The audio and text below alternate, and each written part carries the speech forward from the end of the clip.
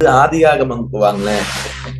நியாயப்பிரமாணத்துக்கு காலத்துக்கு முன்னாடியே ஆபிரகாம் கொடுத்தார் அப்படின்னு சொல்லுவாங்க. நான் பார்த்த சில விஷயங்களை உங்களுக்கு காண்பித்து கொடுக்க விரும்புறேன். ஆதியாகமம் 14 18-24. அன்றியும் உன்னதமான தேவனுடைய ஆசாரியனாயிருந்த சாலேமின் ராஜாவாகிய மெல்கிசேதேக் அப்பமும் திராட்சை ரசமும் கொண்டு வந்து ஆபிரகாமை அவனை ஆசீர்வதித்து, வானத்தையும் பூமியும் உடையவராகிய உன்னதமான தேவனுடைய ஆசீர்வாதம் அபிராமுக்கு உண்டாவதாக, உன் சத்துருக்களை உன் கையில் ஒப்பு கொடுத்து உன்னதமான தேவனுக்கு ஸ்தோத்திரம் என்று சொன்னான். இவனுக்கு ஆபிரகாம் எல்லாவற்றுக்கும் தசமபாகம் கொடுத்தான். சோதோமின் ராஜா அபிராமை நோக்கி, ஜனங்களை எனக்கு தாரும், பொருள்களை நீ எடுத்துக்கொள்ளும் என்றான். அதற்கு அபிராம் சோதோமின் ராஜாவை பார்த்து, அபிராமை ஐஸ்வர்யவனாக்கினேன் என்று நீர் சொல்லாதபடிக்கு நான் ஒரு சரட்டை ஆகிலும் பாதரட்சையின் வாரையாகிலும் உமக்கு உண்டானவைகளில் யாதொன்றையாகிலும் எடுத்துக்கொள்ளேன் என்று வானத்தையும் பூமியையும் உடையவராகிய உன்னதமான தேவனாகிய கர்த்தருக்கு நேராக என் கையை உயர்த்துகிறேன். வாலிபர் சாப்பிட்டது போக என்னுடனே வந்த ஆனேர், எஸ்கோல், மம்ரே எனும் புருஷருடைய பங்கு மாத்திரமே வர வேண்டும். இவர்கள் தங்கள் பங்கை எடுத்துக்கொள்ளட்டும் என்றார். ஆபிரகாம் சோதோம்ல போயிட்டு தானே லோத்துக்காக யுத்தம் பண்ணிட்டு வரும்போது ஆபிரகாமோட ஒரு சிலர் வந்திருக்காங்க. அதுதான் கீழே அவங்களோட பேரெல்லாம் போட்டிருக்கேன். வரும்போது ஆபிரகாம் மெல்கிசேதேக்குக்கு தசம பாகம் கொடுத்தது உங்களுக்கு தெரியும். மெல்கிசேதேக்கு ஒரு சில நேரங்களை நாங்க இப்படி சொல்லுவோம்ல, இது ஒரு எக்ஸ்ட்ரா பாயிண்டா சொல்றேன். மெல்கிசேதேக்கின் முறைமையின்படி அப்படின்னா அது எதுக்கு சரியா அந்த முறைனா, அதுக்கு முன்னாடி ஆரோனின் முறைப்படி நாங்க அழைக்கப்படல. மெல்கிசேதேக்கின் முறைமைனா ஆரோனின் முறை பழைய ஏற்பாட்டு நாட்கள்ல ராஜாவா இருந்தா ஆசாரியனா இருக்க முடியாது, ஆசாரியனா இருந்தா ராஜாவா இருக்க முடியாது. அந்த காலத்துல நீங்க பாக்குறீங்க. ஆனா ஆபிரகாமின் காலத்துல மெல்கிசேதேக் தான் ராஜாவும் ஆசாரியனுமா இருந்தார். அதுதான் பைபிள்ல இருக்கு. ஆரோனின் முறை அல்ல, மெல்கிசேதேக்கின் முறைமையின்படி பிரதான ஆசாரியன் நமக்கு உண்டுனா ராஜா மாத்திரம் இல்ல, அவர் ஆசாரியனும் ராஜாவும். ஆனால்தான் நம்மள மெல்கிசேதேக்கின் முறைமையின்படி ராஜாக்களும் ஆசாரியர்களுமா இருக்கும். மெல்கிசேதேக்கின் முறைமை என்பதுக்கும் ஆரோனின் முறைமைக்கும் வித்தியாசம் என்னன்னு உங்களுக்கு புரியுது தானே? பழைய ஏற்பாட்டுல ராஜா ஆசாரியனா இருக்க முடியும், ஆசாரியன் ராஜாவா இருக்க முடியும். ஆனா மெல்கிசேதேக் முறை ஆபிரகாமின் காலத்துல ராஜரீக ஆசாரிய முறை, அவர் ரெண்டுமா இருந்தார். இப்ப இவருக்கு தசமபாகம் ஆபிரகாம் கொடுத்தது நீங்க பாத்தீங்கன்னா சிலர் சொல்றாங்க அது நியாயப்பிரமாணத்துக்கு முன்னாடியே வந்துட்டு தானே, கடவுள் கொடுங்கன்னு சொல்றதுக்கு முன்னாடியே வந்தனால அந்த கலாச்சாரம், அந்த இருதயம் எங்கிருந்து வந்திருக்கும் ஆபிரகாம்? ஊரெனும் தேசத்தில். அப்ப ஆபிரகாம் கொடுக்கிறாரு. அப்ப சிலர் சொல்றாங்க அது கடவுள் சொன்னதை காட்டிலும் அது அவங்களுடைய கனப்படுத்தல ஒரு கலாச்சாரம் அப்படின்னு சொல்றாங்க.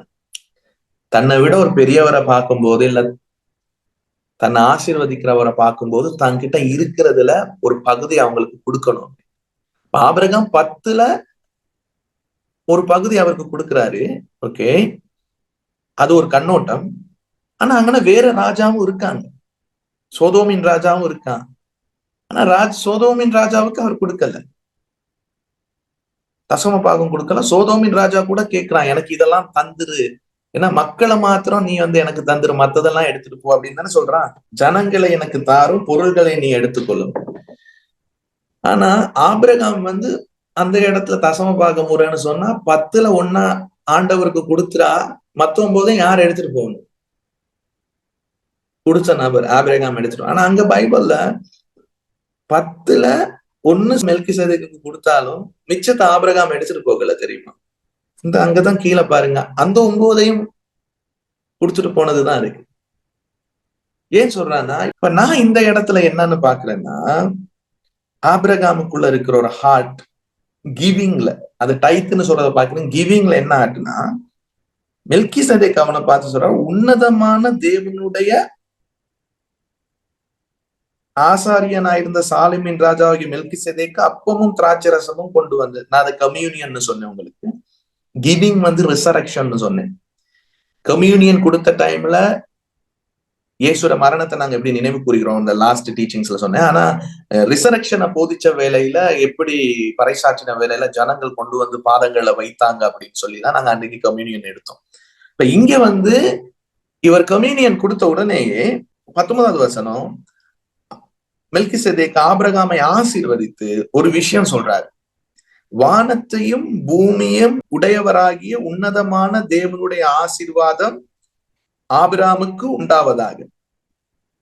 இரண்டாவது, உன் சத்துருக்களை உன் கையில் ஒப்பு கொடுத்து உன்னதமான தேவனுக்கு ஸ்தோத்திரம் என்று சொன்னான். இவனுக்கு ஆபிரகாம் எல்லாவற்றும் தசமபாகம் கொடுத்தான். சொதோமின் ராஜா வந்து இத சொல்லல, இவனுக்கு கொடுத்தாருன்னு இருக்கு. யாருக்கு? மெல்கிசேதேக்கு. மெல்கிசேதேக்கு சொன்ன ஒண்ணு ஆபிரகாமுக்கான வாழ்வியல் வெளிப்பாடு. அந்த வெளிப்பாடை தான் நீங்க இப்ப வாசிச்சீங்க. வானத்தையும் பூமி உடையவராகிய உன்னதமான தேவனுடைய ஆசீர்வாதம், சத்துருக்கள் கையில ஒப்பு கொடுத்தவர்.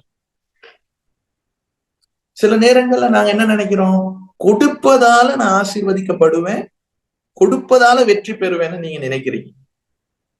அப்படித்தான் ஒரு காலத்துல நீங்க கொடுத்துட்டு இருந்தீங்க. கொடுக்கும்போது உணர்வெல்லாம் என்ன, நான் கொடுக்கும்போது கடவுள் எனக்கு ஏதாச்சும் பண்ணுவாரு, நான் இதை வந்து விதைக்கிறேன், இதனால எனக்கு. ஆபிரகாம் அப்படி இல்லை. ஆபிரகாம் ஆல்ரெடி வெற்றி பெற்ற பின்பு, ஆசீர்வாதம் பெற்ற பின்பு கொடுக்கிறான். நீங்க ஆசீர்வதிக்கப்பட்டவர்கள் என்ற உணர்வும் வெற்றி பெற்றவர்கள் என்ற உணர்வும் உங்களுக்கு இருந்தா, உங்க கொடுத்தல் முறை ராஜரீக முறையா இருக்கும். கொடுக்கும் போது என்ற உணர்வு, இன்னும் 3 நாள் சொல்லிட்டு வந்தேன், 4வது நாள் சொல்றேன், நீங்க ஆசீர்வதிக்கப்பட்டவங்க என்ற உணர்வு இருந்தா நிச்சயம் கொடுப்பீங்க. வெற்றி பெற்றவங்க என்ற உணர்வு இருந்தா கொடுப்பீங்க. அவன் வந்து ஆபிரகாம் ஆசீர்வதிக்கப்படணும் என்ற, தன்னுடைய ஆசீர்வாதம் பெருகணும் என்ற எண்ணத்துல கொடுக்கல தானே. அல்லது யுத்தத்துல நான் காரியங்கள்ல வெற்றி பெறணும்னு சொல்லி ஆபிரகாம் கொடுக்கல தானே. அவன் ஏற்கனவே ஆசீர்வாதமானவன், ஏற்கனவே வெற்றி பெற்றவன். ஆனால் அவனை கொடுக்க வைத்தது ஒரு வெளிப்பாட்டை மெல்கிசேதேக் சொன்னது அவன் வாழ்க்கையில வெளிச்சமா தெரியுது. அந்த வெளிச்சம் என்னன்னா, தேவனே எனது ஆதாரம், நான் அவரையே சார்ந்திருக்கிறேன், அவர் என்னை பார்த்து கொள்வார். நீங்க கேட்கலாம், இது என்ன நீங்களே புதுசா இதுல ஆட் பண்றீங்களான்னு கேட்கலாம். தேவனே எனது ஆதாரம். இதனாலதான் தசமபாகம் அந்த கொடுக்கிற விஷயம் நடந்துச்சு அப்படின்னு நான் நினைக்கிறேன். எதனால தெரியுமா? கீழே பாருங்க. சோதோமின் ராஜா அபிராமை நோக்கி, ஜனங்கள் எனக்கு தாரும் பொருள்களை நீ எடுத்துக்கொள்ளும் என்றான். அதற்கு அபிராம் சோதோமின் ராஜாவை பார்த்து, அபிராமை ஐஸ்வர்யம் நாக்கினேன் என்று நீ சொல்லாதபடி நான் ஒரு சிரட்டையாகிலும் பாதரட்சின் வாரையாகிலும் உமக்குண்டானவைகள் யாதொன்றையும் எடுத்துக்கொள்ளேன் என்று அதே கையை நீட்டி அவனுடைய இருதயத்தை சப்மிஷன் பண்ணி ஒரு விஷயம் சொல்றான். வானத்தையும் பூமியும் உடையவராகிய உன்னதமான தேவனாகிய கர்த்தருக்கு நேராக என் கையை உயர்த்துகிறேன். அதன் அர்த்தம் என்ன? You are my source. கொடுக்கும் போதெல்லாம் நீங்க கையை உயர்த்துறீங்க, நீங்க தான் என் ஆதாரம். இது கிடையாது. ஒரு ராஜ்யத்தை நடத்துற அளவுக்கு கொள்ளையடிச்சிட்டு வந்திருக்காங்க வெற்றி பெற்று. என்னுடைய ஸ்பிரிச்சுவல் மதம் என் வெட்டிங் டைம்ல 50 லட்சம் ரூபாய் பணம் கிட்ட இலங்கையில், அப்ப எனக்கு கல்யாணம் டைம்ல இருந்த போது கூட சேமிப்புல கேட்டாங்க, இது உன் ஆதாரமா அப்படின்னு கேட்டாங்க. வெட்டிங்க்கு 1 மாசம் முன்னாடி இருக்கும்போது, தேவன் தானே நீ நம்புப்பா அப்படின்னு சொன்னது எனக்கு ஒரு சேலஞ்ச் ஆகி 1 மாசத்துக்கு முன்னாடி அந்த 15 lakhs நான் வந்து உதாரத்துவமாய் கொடுக்க ஆரம்பித்தேன். கல்யாணத்துக்கு இது வந்து 2 மாசத்துக்கு முன்னாடி நடந்தது. 1 மாசம் கொடுக்கறதுலயே போயிட்டு, கல்யாணத்துக்கு முன்னாடி இப்போ 1 மாசம் தான் வந்திருக்கு. நவம்பர் 1 வந்து நிக்கிறேன், பேங்க் 0. டிசம்பர் 1 கல்யாணம். ஆனா அதுக்கு முன்னாடி அக்டோபர் மாசம் என் பேங்க்ல 50 லட்சம் ரூபாய் இருந்துச்சு. ஆனா அந்த 50 லட்சம் என் ஆதாரம் அல்ல. அதான் சுசானி சொல்லும் போது சொன்னான், ஏன் சார் நான் வந்து என்கிட்ட இருந்ததை கொடுத்துட்டு சர்விங் பண்ணேன், அதுதான் என் ஆதாரம்னு நினைச்சிட்டு இருந்தேன். ஆனா எனக்கு ஒரு தாட் வந்துச்சு, இல்ல, வானத்தையும் பூமியும் உண்டாக்கின தேவனுக்கு முன்னாடி என் கைகளை உயர்த்து. இந்த ஆசீர்வாதத்தை மெல்கிசேதேக் பேசினால இந்த விஷயம் அவருக்கு வெளிப்பாடு. இதனால அவர் என்ன சொல்றாருன்னா, என் ஆதாரம், என் பாதுகாப்பு, என் மேல கரிசனையா இருப்பவர் நீங்க தான் என்ற அந்த இடத்துல ஆபிரகாம் அவரை சார்ந்து இருந்தனால கொடுத்தான். அந்த இடத்துல ஆபிரகாம் பயந்து கொடுக்கல, குற்ற மனசாட்சியில கொடுக்கல. என் அப்பா ராஜா, நான் ராஜா புத்திரன்.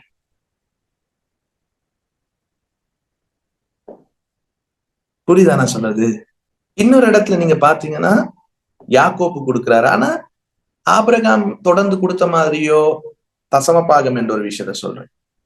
இல்ல ஈசாக்கு கொடுத்த மாதிரியும் எங்களுக்கு தெரியாது, எங்கேயுமே குறிப்பிடல. ஆனா 28ஆம் அதிகாரத்துல யாக்கோப்பு கொடுக்குற மாதிரி இருக்கு, பேரன், ஆபிரகாமின் பேரன் கொடுக்குற மாதிரி. ஆனா இது ஆபிரகாமின் மனநிலையில இருந்து இவன் கொடுத்தானா என்பது எனக்கு கேள்விதான். எனக்குன்னா இதை வாசிக்கும் போது ஏதோ ஒரு டீலிங், ஒரு உள்நோக்கம் இருக்கிற மாதிரி எனக்கு தெரியுது. அப்படி உள்நோக்கம் வச்சும் தசமபாகம் டீலிங் பேசலாம் என்பதற்கு இது எனக்கு கொஞ்சம் பொருந்துற மாதிரி இருக்கு. கொடுக்கிறேன், ஏன்னா நீங்க எனக்கு அதுக்கு பாதுகாப்பா இருக்கணும் அப்படின்னு. அது ஆதியாகமம் 28ல 12ல இருந்து 22 வாசிக்கிறேன் பாருங்க. அங்கே அவன் ஒரு சொப்பனம் கண்டான், யாக்கோப். இதோ ஒரு ஏணி பூமியிலே வைக்கப்பட்டிருந்தது, அதில் நுனி வானத்தை எட்டியிருந்தது, அதிலே தேவதூதர் ஏறுகிறவர்களும் இறங்குகிறவர்களுமாய் இருந்தார்கள். அதற்கு மேலாக கர்த்தர் நின்று, நான் உன் தகப்பனாகிய ஆபிரகாமின் தேவனும் ஈசாக்கின் தேவனுமாகிய கர்த்தர், நீ படுத்திருக்கிற பூமி உனக்கும் சந்ததிக்கும் தருவேன். உன் சந்ததி பூமியின் தூளை போல் இருக்கும். நீ மேற்கேயும் கிழக்கேயும் வடக்கேயும் தெற்கேயும் பரம்புவாய். உனக்குள்ளும் உன் சந்ததிகளுக்குள்ளும் பூமியின் வம்சங்கள் எல்லாம் ஆசீர்வதிக்கப்படும். நான் உன்னோடு இருந்து நீ போகிற இடத்திலெல்லாம் உன்னை காத்து இந்த தேசத்துக்கு உன்னை திரும்பி வர பண்ணுவேன். பாருங்க, ஆசீர்வதிச்சு சொல்றாரு, இதெல்லாம் நடக்கும்டா, நான் உனக்கு சொன்னதை செய்யும் அளவும் உன்னை கைவிடுவதில்லை என்றான்.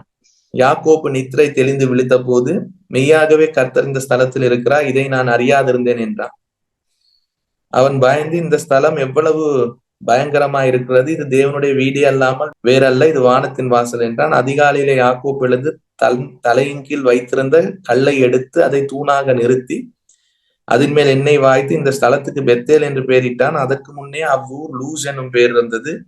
அப்பொழுது யாக்கோப்பு, தேவன் என்னோடு இருந்து நான் போகிற இந்த வழியில என்னை காப்பாற்றி உண்ண ஆகாரமும் உடுக்க வஸ்திரமும் எனக்கு தந்து என் தகப்பன் வீட்டுக்கு சமாதானத்தோட திரும்ப பண்ணுவாரானால், இதான் டீல். ஆபிரகாம் இப்படியெல்லாம் இவன் பண்ற மாதிரி பண்ணல, சொன்னதை அப்படியே ஏத்துக்கிட்டான். இவன் இது நடந்துச்சுன்னா கர்த்தர் எனக்கு தேவனா இருப்பார், நான் தூணாக நிறுத்தின இந்த கல் தேவனுக்கு வீடாகும், தேவரின் எனக்கு தரும் எல்லாவற்றிலும் உனக்கு தசம பாகம் செலுத்துவேன் என்று சொல்லி பொருத்தனை பண்ணி கொண்டான். இப்படியும் கொடுக்கலாம் தானே, நீங்க நான் ஆசீர்வதிச்சீங்கன்னா.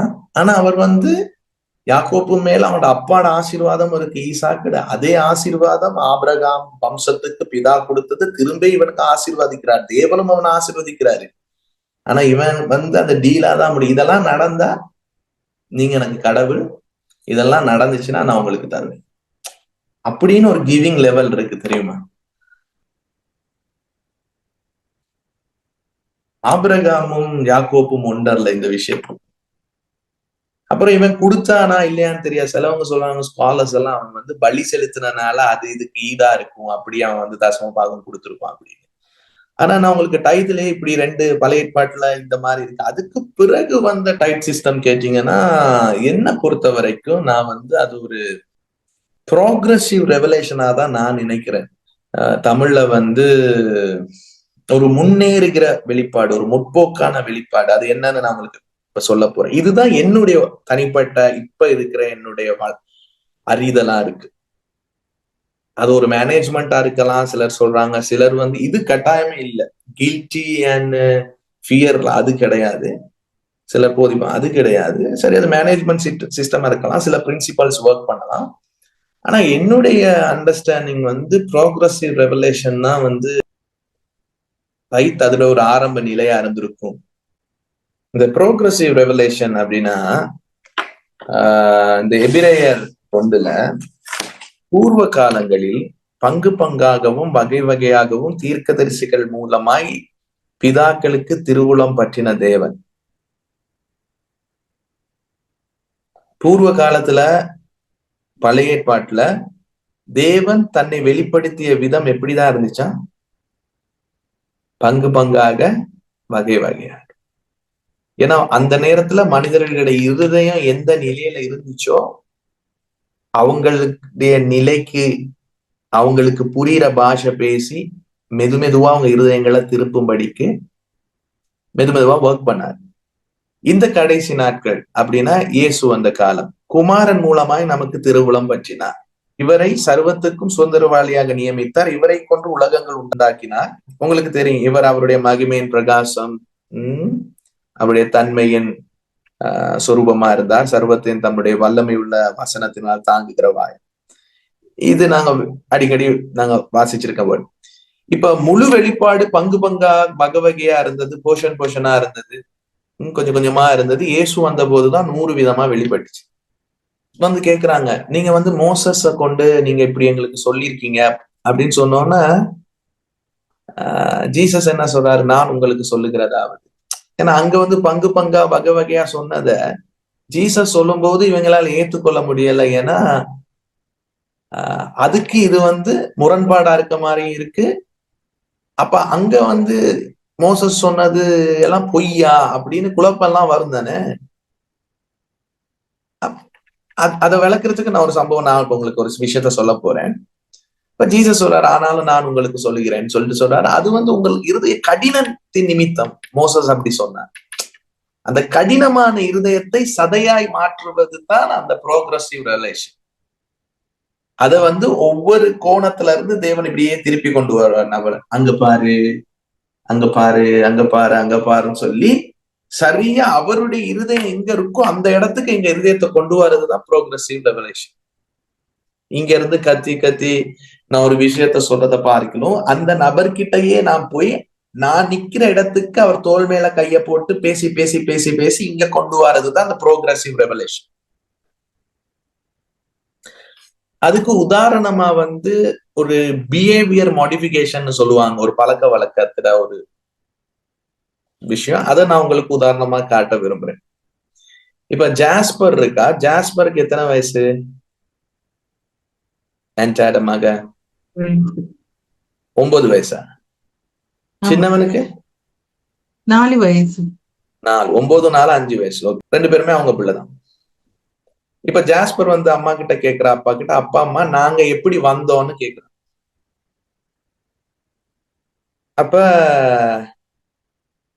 ஜாஸ்பர் கிட்ட எப்படி வந்தாங்க என்பதை இப்ப இவங்க சொல்லணும். இப்ப வந்து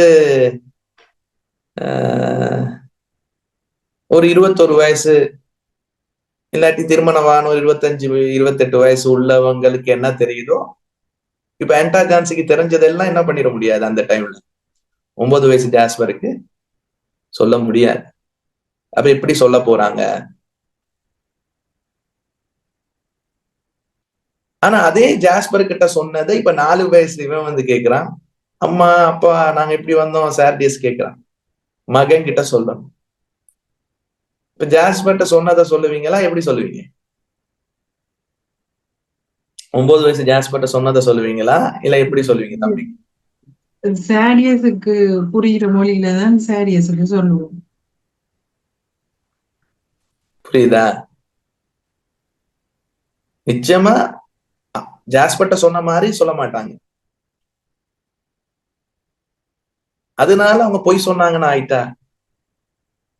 கிடையாது. அதுல எதுவும் உள்நோக்கம் இருக்கா அவங்களுக்கு? கிடையாது. எந்த பாஷையில பேசணும், எந்த அளவுகோல் வச்சு பேசணும், எந்த லெவல்ல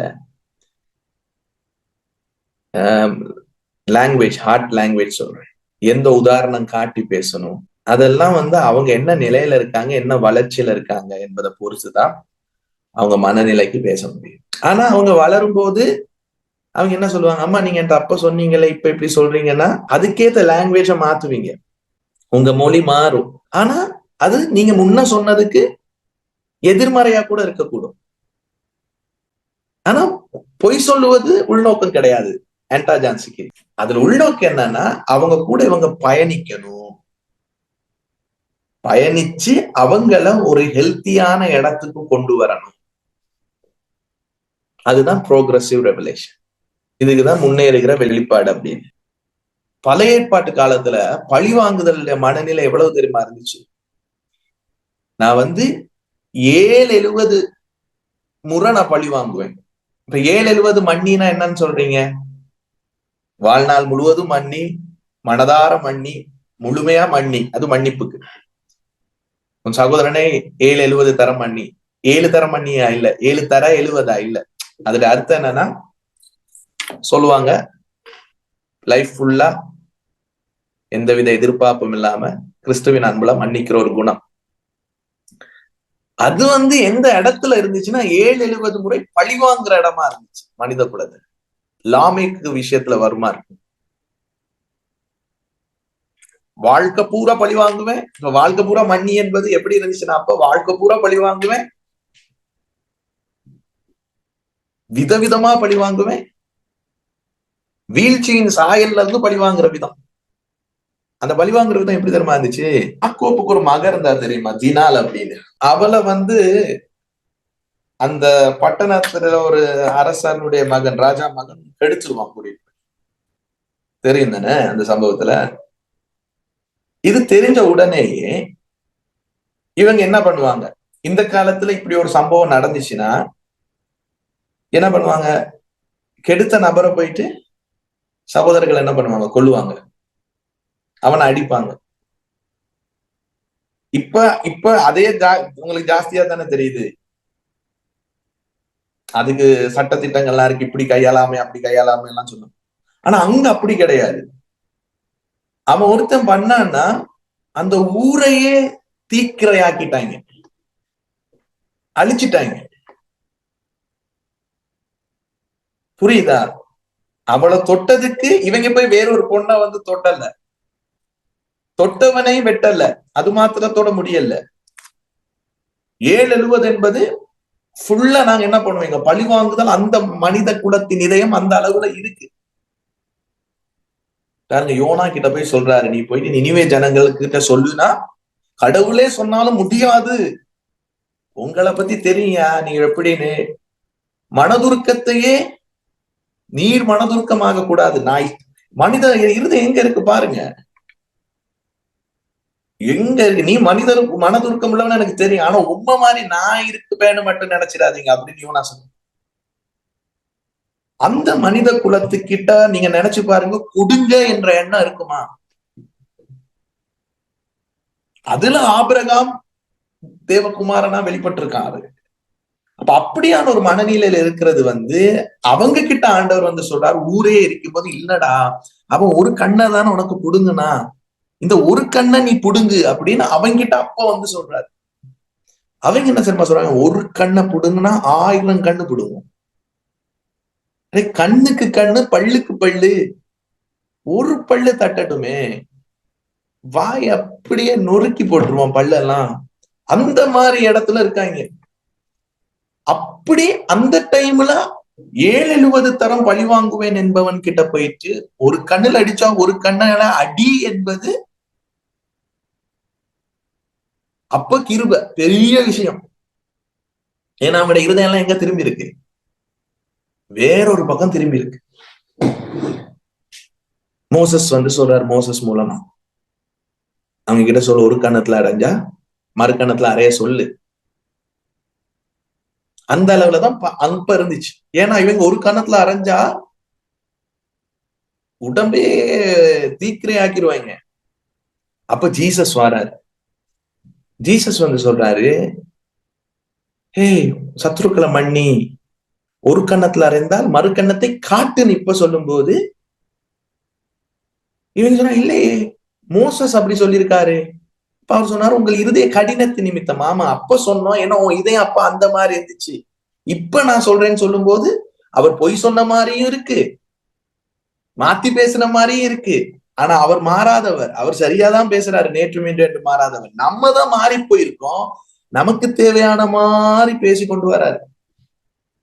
அவன் கிட்ட போயிட்டு நீ கண்ணை புடுங்குற இடத்துல கண்ணை புடுங்காதடா, அவன் புடுங்கினானா நீ மத்த கண்ணையும் குடுடான்னு சொல்லி இருந்தார்னா, இது என்னடா கடவுள், இப்படி ஒரு சாமி எங்களுக்கு வேணான்னு சொல்லி விட்டுட்டு போயிருப்பாங்க. ஆனா அவர் வந்து பொறுமையா, நீடிய சாந்தமும் மனதுருக்கமும் இரக்கமும் உள்ளவரா இப்படியே மெதுவா எங்க இருதயத்தை திருப்பி கொண்டு வராரு. கொண்டு வந்து இயேசு வரும்போது சொல்றாரு, ஆமா அப்பா அப்படி சொல்லி இருக்குதான், ஆனா நான் உங்களுக்கு சொல்லுகிறேன், நான் உங்களுக்கு சொல்லுகிறேன்னு இயேசு தான் அந்த எபிரேயர் வார்த்தையில வாசிங்க, பங்கு பங்காகவும் வகை வகையாகவும் தீர்க்கதரிசிகள் முற்பிதாக்களுக்கு திருவுளம் பற்றினவர் இயேசுவின் மூலமாக நமக்கு தன்னை முழுமையா வெளிப்படுத்துறார். இப்ப இந்த கண்ணோட்டத்துல பாருங்க, கிவிங் என்பது எப்படிப்பட்ட இருதயம் அவங்களுக்கு இருந்திருக்கும். கொடுப்பது என்பது வாய்ப்பில்லை ராஜா, வாய்ப்பில்லை, அந்த மாதிரி இருந்திருக்கும். அதுல பிதா பாக்குறாரு, இவங்க வீழ்ச்சியின் உலகத்துக்குள்ள போயிட்டு இவங்களும் நல்லத கடவுளுக்கு பலி செலுத்த மாட்டாங்க. அதுல போயிட்டு ஆபேல் போய் ஏதோ நல்லது பலி செலுத்துற மாதிரி இருக்கும் போதும் போட்டு தள்ளிட்டாங்க. அது தம்பின்னு கூட பார்க்காம. நீங்க யாராச்சும் உங்க தம்பி அண்ணன் எல்லாம் போட்டு தள்ள நினைச்சிருக்கீங்களா? விஷம் வைக்கணும்னு நினைச்சிருக்கீங்களா? அப்ப எங்க உங்க இதயத்தை திருப்பி இருக்காரு பாத்தீங்களா இந்த காலம். அங்க அப்படி இல்லை. அந்த மாதிரி இருக்கிறவங்க கிட்ட கொடு என்பதுக்கு வாய்ப்பே இல்லாத போது ஆபிரகாம் கிட்ட அந்த அந்த ஒரு தன்மை இருக்கு பாருங்க, கொடுக்கிற இடம். அத அவர் அவனுடைய சந்ததிகளுக்கு அவனுடைய மொழியை பேசி 10ல் 10 குடு என்றால் விட்டுட்டு போயிருவாங்க. 10 குடுன்னு இல்லாம 10ல 1 குடுன்னு அவங்க கிட்ட அந்த ஒரு விஷயத்த வைத்து தனக்கு தர சொல்லல. இப்ப நான் உங்ககிட்ட கேட்கிறேன், 10 லட்சம் ரூபாய் இருக்கு அவர்கிட்ட, உங்களுக்கு கொடுக்குறாரு. அந்த 10 லட்சம் யாருடையது? அவர் உங்ககிட்ட கொடுத்தா? அவர் உங்ககிட்ட கொடுத்தா அந்த 10 லட்சம் ரூபாய் உங்ககிட்ட இருக்கிறது யாருடையது? அவர் கொடுக்கிறாரு, அந்த 10 லட்சம் உங்ககிட்ட கொடுத்தா அந்த 10 லட்சம் யாருடையதுதான்? உண்மையா சொல்ல போனா நம்மகிட்ட வந்தால் அது அவருடையது. இப்ப என்கிட்ட அந்த 10 லட்சம் ரூபாய் 1 லட்சம் ரூபாய் எனக்கு அவர் தானு சொல்றது என்ன இடத்துல இருந்து அவர் கேட்டிருப்பாருன்னு யோசிங்க. அவருக்கு தேவைக்கா? கட்டாயம் அந்த 10 லட்சத்தை நீ கையாளுற விதத்துல 1 லட்சம் தரும்போது கொடுக்கிற இருதயத்தினால உன்னை பக்குவப்படுத்தியும் இதயத்தை உன்னை சுற்றில இருக்கிற மக்களுக்கு. ஏற்பாட்டுல இருக்கு, நீ வந்து வயல்வெளியில நெற்கதிர்களை அரிக்கும் போது கீழே விடுறத என்ன பண்ணிரு, விட்டுரு. அது வந்து திக்கற்ற பிள்ளைகளோ இல்லாட்டி இல்லாதவங்களோ சாப்பிட விடு. அவங்க மொழி பேசுறாரு. அதுதான் ரூத் புத்தகத்துல நீங்க வரும்போது போவாஸ் வந்து கதிர் பொறுக்க போவா தெரியுமா? ஏன்னா யூதர்களுக்குள்ள அது ஒரு வாழ்வியல் முறையா போதிக்கப்பட்டது நியாய பிரமாணத்தில்.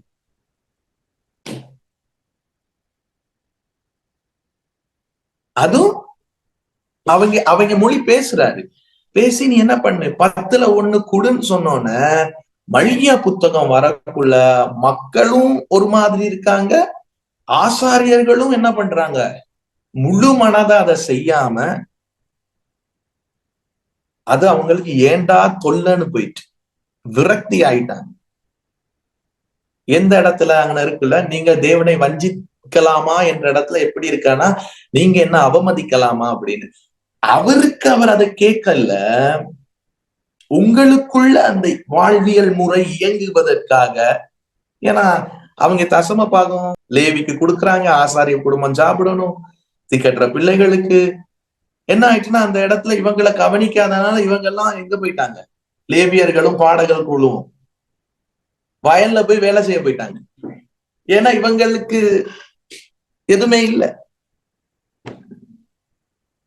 அதுதான் மல்கியால இருக்கு.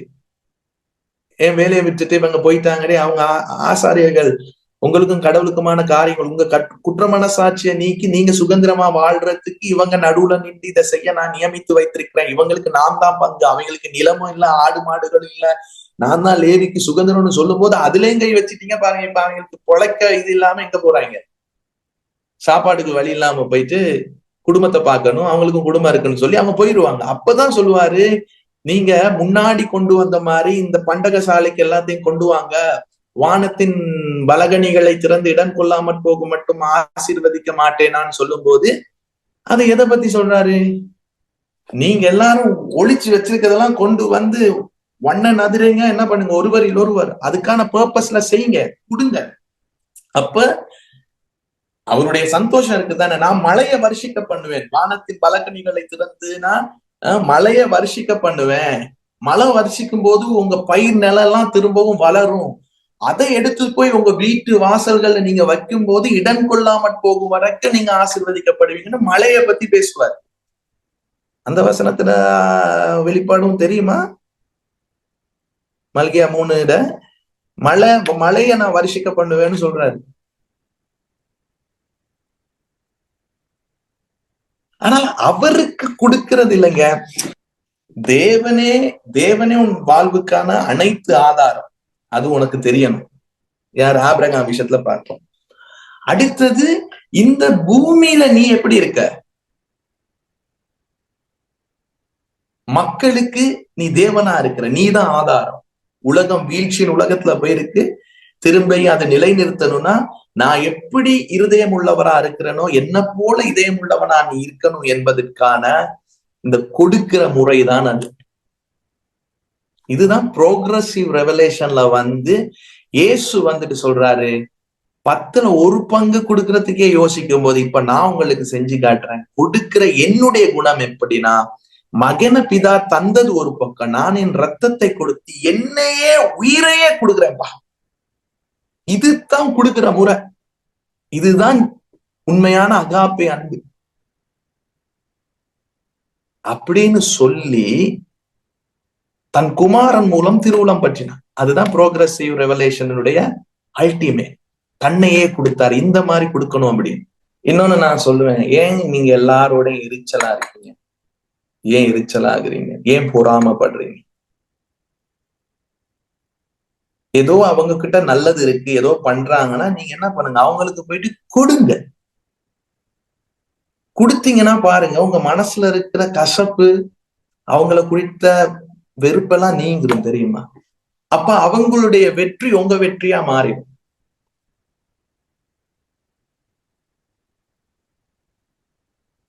புரியுதா? சில நேரங்கள்ல யாரையாச்சும் குறிச்சு ஆரம்ப காலம் ஊழி இந்த ஜேர்னில ஆரம்பிக்கும் தேவ மனிதர்களை குறிச்சு மனத்தாங்கள் ஆகுதுன்னா நான் என்ன பண்ணுவேன்னா, அதை நான் எனக்குள்ள என் நெரேட்டிவ சரியா கவனிச்சுட்டு அதுல அடையாளமா நான் என்ன பண்ணுவேன்னா, அவங்களுக்கு ஏதேனும் ஒண்ணு, இப்ப எல்லாம் பணம் தானே, பக்கத்துல இருந்தா பொருளா கொடுக்கலாம், மற்றபடி டிரான்ஸ்பர் தானே பண்ணலாம். பணத்தை ஒரு தொகையை அவங்களுக்கு அனுப்புவேன். அப்போ ஒரு சமாதானம் வரும் இருதயத்துல. அப்ப அவங்களுடைய வெற்றி ஏன் வெற்றி ஆகிரும். இனி நான் சில நேரங்கள் எல்லாம் என்ன பண்ணுவாங்க, அவங்க இப்படி இருக்காங்க, இவங்க இப்படி இருக்காங்க, அவங்க அப்படி பேசுனாங்க அப்படின்னு சொல்லி ஏதோ இருதயங்கள் டிஸ்டர்ப் ஆகும்போது கொடுக்கிற குணத்துல அவங்களுக்கு கொடுத்துருங்க. அப்புறம் அவங்க வெற்றி உங்க வெற்றி ஆகிடும். நீங்க சந்தோஷமா இருக்கணும். செஞ்சு பாருங்க இருக்க வேணும்னா. யாராச்சும் மேல அப்படியே கடுப்பா இருக்குன்னா அவங்கள பேங்க் அக்கௌண்ட் நம்பர் எடுத்து ஒரு பணம் அனுப்புங்க, உங்களுக்கு நான் ஒரு பரிசு தரேன் அப்படி, கிஃப்ட். அது செய்யும் போது அந்த உணர்வு புரியும் நான் என்ன சொல்றேன் அப்படி. அப்புறம் அவங்க வெற்றி பெற்றாலும் அங்க என்ன நடந்தாலும் அதை நீங்க சந்தோஷமா உங்க மனசை ஏத்துக்கணும். கிருடாமா அப்படி கொடுக்கறது எவ்வளவு ஹீலிங்ஸ கொடுக்கும் தெரியுமா?